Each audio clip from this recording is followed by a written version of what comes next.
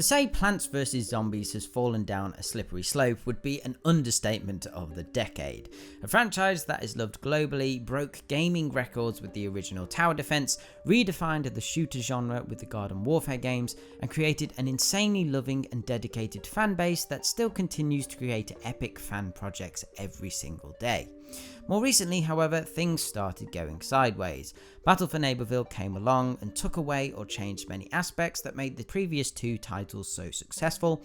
While some, including myself, still enjoyed BFN to an extent, the step backwards, oversimplification of systems, removal of variants, and lack of content was too much for the majority, with the previous titles offering a more fun experience.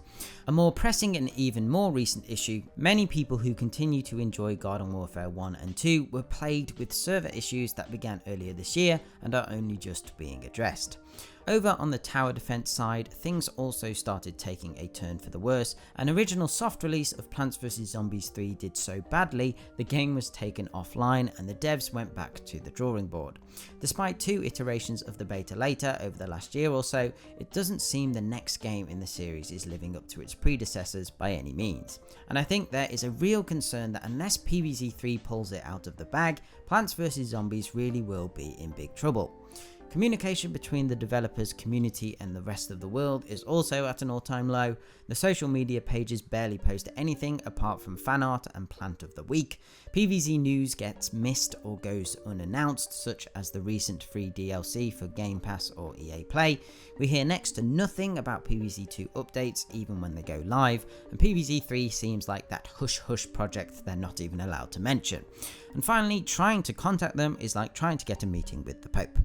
But in spite of all this, one game within the franchise seems to be hanging on in there, preventing the destruction of our world, preventing the zombies getting through, and preventing a tear in the space-time continuum. And that game is Plants vs Zombies 2. Now, if you ask any original PvZ player and a good chunk of the PvZ fanbase in general, there's a high probability that they would agree that Plants vs Zombies 2 is inferior to the original. Many people don't enjoy the art style, balancing, monetization, pay to win, and a whole list of other issues. However, the game is very quickly now coming up to its 10th year anniversary. To start with, how crazy is that? There aren't many games out there, and certainly not many mobile games that have had the longevity Plants vs Zombies 2 has had. It's not only active with many players still enjoying what it has to offer, it also continues to receive regular updates and looks like it won't be stopping anytime soon. So in this video, I wanted to discuss a number of reasons why I think Plants vs Zombies 2 is keeping PvZ alive.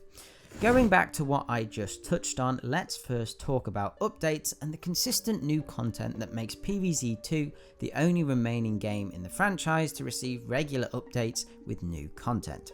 Now, particularly over the recent years, a lot of PvZ 2 updates have been underwhelming and haven't really pushed the boat out too much, and there certainly hasn't been any real major DLC.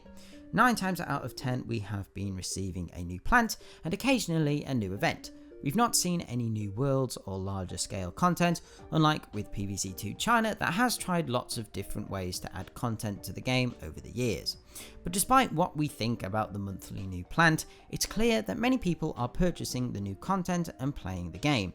Especially with EA chasing the dollar as always, I'm certain the game wouldn't have been able to continue if profits weren't being made. Next, I want to move on and talk about PvZ 2's gameplay, which not only provides room for almost endless replayability, but it's also quite complex and in-depth. Now, whilst the only DLC we really get is new plants these days, there may be a good argument why this is the case. I've talked about this before, but at the core of almost all PvZ games, in my opinion, is a deck builder game. Obviously, we have PvZ Heroes, an actual deck builder, but the other games work almost in the same way. PvZ 1 and 2 offer a wide selection of plants you unlock or collect to be part of your team. And just like cards in a deck builder, I mean the plants even look like cards, they're seed packets, it's up to the player to decide which of those plants they want to put in their team or deck.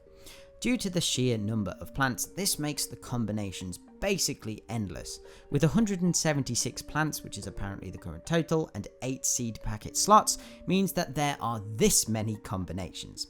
I don't even know what that number is, peeps. So in theory, when they add a new plant to the game, the combinations increase further.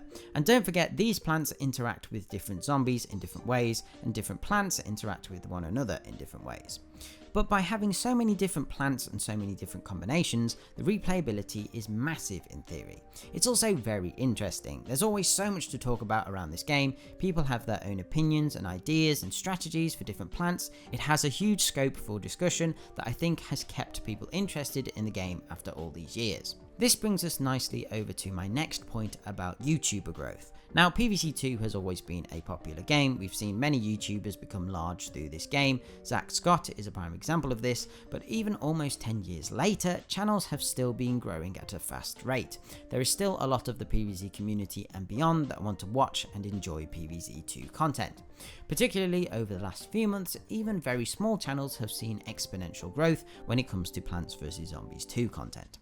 The final thing I want to discuss is mods. As well as PvZ 2's popularity, it also has a large modding community, both modders and those of us who play them.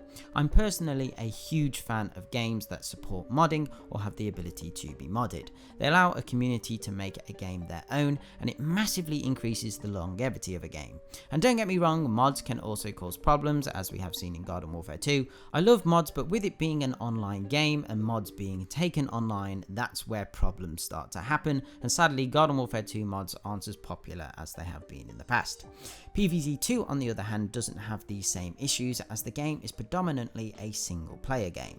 Mods have also allowed for those who don't enjoy the vanilla experience or have completed it to have new and exciting content to play from the community. There's also PvZ 2 China, which offers loads more content. Overall, whilst I think it's quite clear that Plants vs Zombies 2 is still a popular game, the consistent updates, fan projects and content have certainly gone a long way to keep the franchise going. But I think what is probably holding Plants vs Zombies together just as tightly is the PvZ community. I don't think there are many communities out there that love a franchise as much as Plants vs Zombies fans do. To this day, the fan base is endlessly making fan games, mods, artwork, soundtracks, real-life recreations, cover songs and much more. Even through the past few years where the road has gotten continuously rockier, people have still been determined to create passion-filled projects for PvZ. PopCap must not forget the passion and love their franchise and games have created for millions of people over the last 13 plus years. Yet sadly, the interaction with the community has really fallen off a cliff. All of us want Plants vs Zombies to succeed. So PopCap, if you are watching, talk to us, interact with your community that has stayed with you for an incredibly long time. Plants vs Zombies 2 may be the only game that is still providing us with new content and is still the only game active from a development point of view, but as I've explained, I don't think it's the only thing keeping PvZ alive.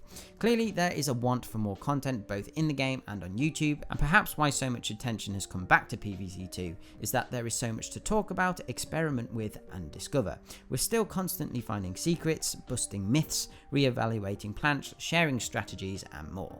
Plants vs Zombies 2 still has so much to offer, and I guess it has become a game we can rely on to keep giving us small but new content all the time. Even when BFN was released and flopped for many, PvZ 2 was still there just chugging along doing its thing. Even when the original version of Plants vs Zombies 3 appeared, again PvZ 2 was there just like, yeah, I know what I'm doing, I know what I am, I don't need to try anything new or fancy, I got this. It's kind of like even if a new shooter or PvZ 3 is bad, the community will be like, nah, okay, I'll just go back to playing PvZ 2.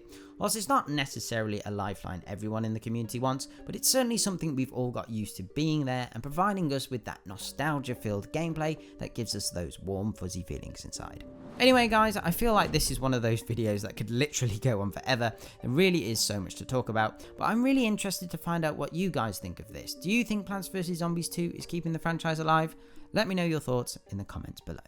But other than that, remember to hit those like and subscribe buttons, turn on notifications, and if you want to support the channel further, check out my Patreon page by clicking on screen or through the link in the description. Okay, thanks guys, bye.